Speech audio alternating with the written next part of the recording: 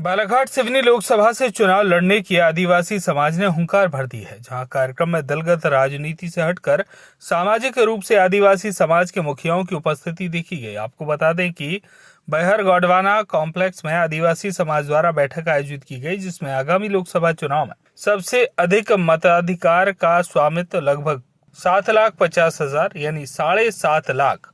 Voters वाले आदिवासी समाज ने अंतिम मंथन कर निर्णय लिया कि बालाघाट सिवनी लोकसभा क्षेत्र क्रमांक 15 के सभी अनुसूचित जनजाति में आने वाले सभी जातियां गौंड, बेगा, माना, बिंजवार, कंदरा, कौल, प्रधान, नगारची, हलवा, सहरिया, भारिया एवं अन्य सभी सामाजिक संगठनों के पदाधिकारी और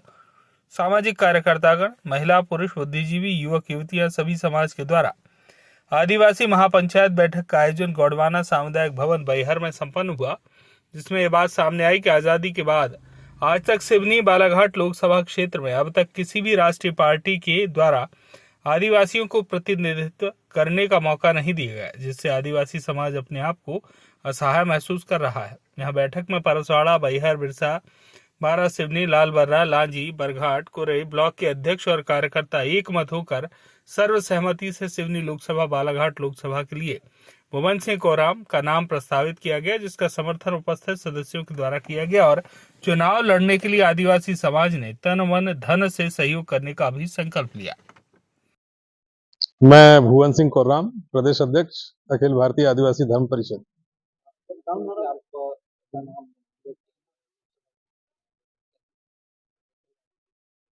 क्या मोटो रहेंगे आपके और किन किन बिंदुओं पर चुनाव है? देखिए, 75 सालों से जो समीक्षा की गई है संवैधानिक अधिकारों को लेकर, और आज जिस प्रकार से हमें अधिकारों से वंचित किया जा रहा है, जिस प्रकार से हमारे सारे अधिकारों को समाप्त किया जा रहा है और तमाम अत्याचार और हमारे जो भूमियों को जिस प्रकार से माफियाओं के द्वारा जो कब्जा करके पूरे हमें भूमिहीन कर दिया जा रहा है, और बहुत सारे ऐसे षड्यंत्र चल रहे हैं जिससे आदिवासियों के मान सम्मान और स्वाभिमान और प्रतिष्ठा का जो विषय है वो बहुत कहना चाहिए कि वजूद ही खत्म किया जा रहा है। तो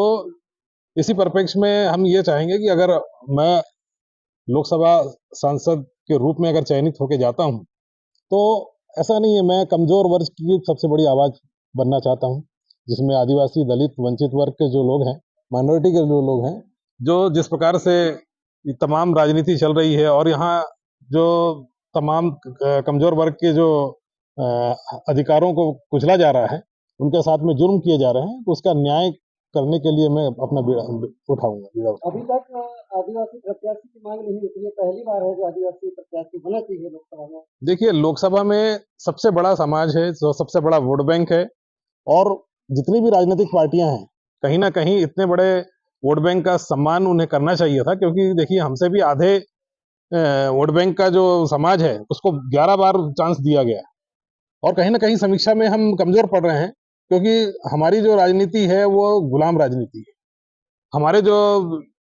राजनीति करने वाले जो तमाम राजनीतिक पार्टियों में है, वो कहीं ना कहीं हमारी आदिवासी की विचारधारा से नहीं जाते हैं चुनकर। वो आदिवासियों के समस्याओं को लेकर और उनके दुख सुख में का कारण न जानते हुए वो केवल पार्टियों की विचारधारा पे चलते हैं, पार्टियों की जो नीतियां रहती है उसी पे वो अमल करते हैं। लेकिन जिस प्रकार से आदिवासियों पे, दलित, कमजोर वर्ग पे जो अत्याचार होते हैं, उनके न्याय के लिए कभी खड़े नहीं होते हैं। यही सबसे बड़ा कारण। सर, एक छोटा सा सवाल है, अभी तक जो पार्टियां जी,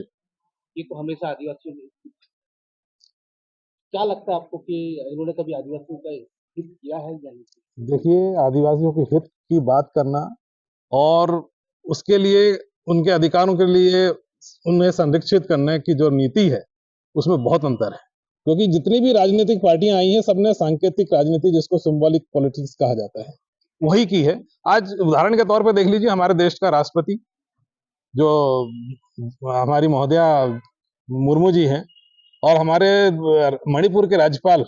जो हमारे प्रदेश की हैं, अनुसुईया उइके जी, उनके रहते हुए भी मणिपुर में आदिवासियों पर कितना अत्याचार हुआ, जुल्म हुआ, और उनके एक महिलाओं के साथ में कितना बड़ा शर्मसार करने वाली जो घटनाएं हुई हैं, उनको रोक पाने में अगर वो निष्फल रही हैं, तो कहीं ना कहीं जो हमारे आदिवासियों की जो राजनीति अन्य पार्टियों में है वो कहीं ना कहीं बहुत कमजोर है। और एक मानसिक गुलामी, जो राजनीतिक गुलामी कहा जाता है, उसमें है। उससे उभरने के लिए हम लोगों ने इस प्रकार का एक कदम उठाया है। जरमियत मीनावी के जी हाँ, आज के कार्यक्रम क्या निर्णय हुआ और क्यों आवश्यकता पड़ी? आज हमारा सर्व समाज आज यहाँ पर उपस्थित था 10 ब्लॉकों से और सबने यहाँ पर बैठक में उपस्थित हुए और जो निर्णय लिया है समाज संगठन के द्वारा कि हमारा आदिवासी समाज का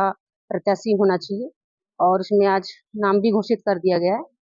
उसमें सबसे सहमति लेके सभी सदस्यों से लेके आज तमाम तहसीलों से जितने भी अध्यक्ष वगैरह हमारे उपस्थित हुए हैं, उनसे सबसे निर्णय लेकर सभी ने एक निर्णय लिया है मोहन सिंह कोराम जी का। तो सभी समाज द्वारा ही हमारे प्रत्याशी भी घोषित किए हैं आज। Bureau report Balaghat.